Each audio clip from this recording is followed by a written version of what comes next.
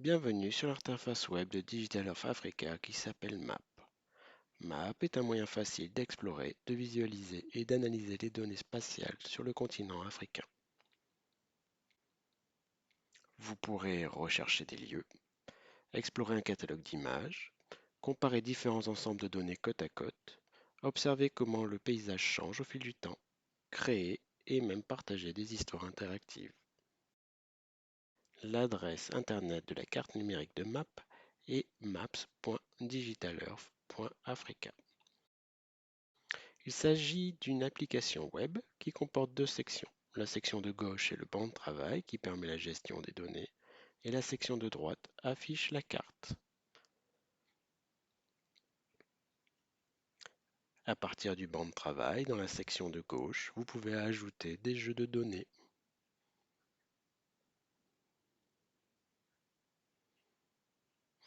Pour ajouter des données à la carte, cliquez sur Explore Data pour ouvrir le catalogue de données disponible. Les jeux de données sont regroupés en catégories pour une identification facile. Pour cet exemple, nous utiliserons l'ensemble de données récapitulatives annuelles d'observation de l'eau depuis l'espace. Puisqu'il s'agit d'eau, water en anglais, nous irons dans la catégorie des eaux de surface, puis sélectionnerons l'observation de l'eau depuis l'espace sous laquelle se trouve l'ensemble de données que nous recherchons. Le panneau de droite donne des informations sur les données sélectionnées. Cliquez sur Add to the map pour ajouter les données à la carte. Sur le banc de travail, vous verrez le jeu de données chargé et affiché sur la carte.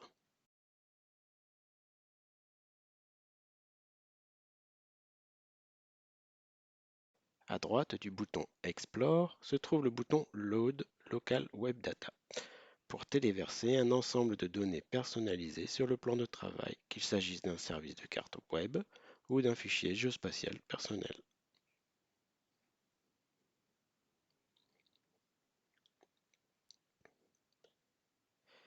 Parcourez les données sur la carte à l'aide des boutons flottants sur le côté droit de la carte.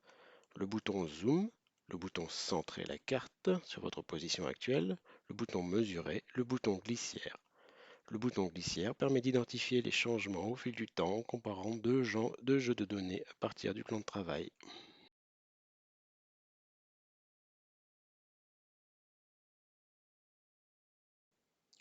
Au niveau du jeu de données dans le plan de travail, nous pouvons voir des boutons tels que l'étendue du zoom, à propos des données, diviser, exporter, supprimer, niveau d'opacité, le temps, filtrer les données, type de style.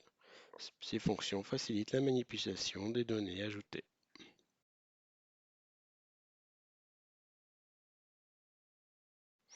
Zoomons dans une zone d'intérêt et sélectionnons une année.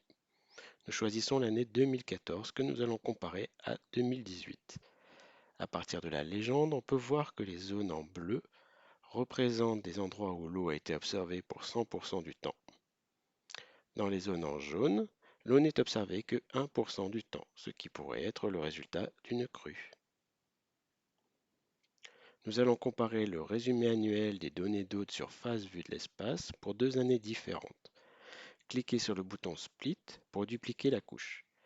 Sous le niveau d'opacité, les boutons permettent de décider à quelle date vous souhaitez que les données appartiennent. Nous comparons le résumé annuel de l'eau observée de l'espace entre 2014 et 2018.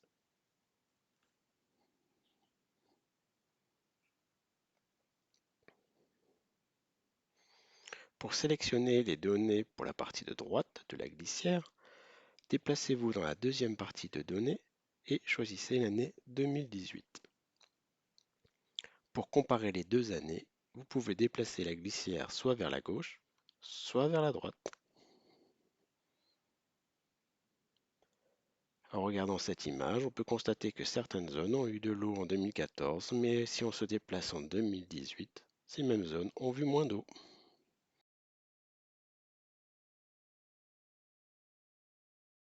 Les boutons sur la droite permettent de créer une histoire à partir de vos cartes que vous pouvez partager en utilisant le bouton Share. Si vous désirez obtenir plus d'informations sur la plateforme, il vous suffit de cliquer sur le bouton Help. Merci de votre attention et à bientôt pour une nouvelle vidéo de démonstration de Digital Earth Africa.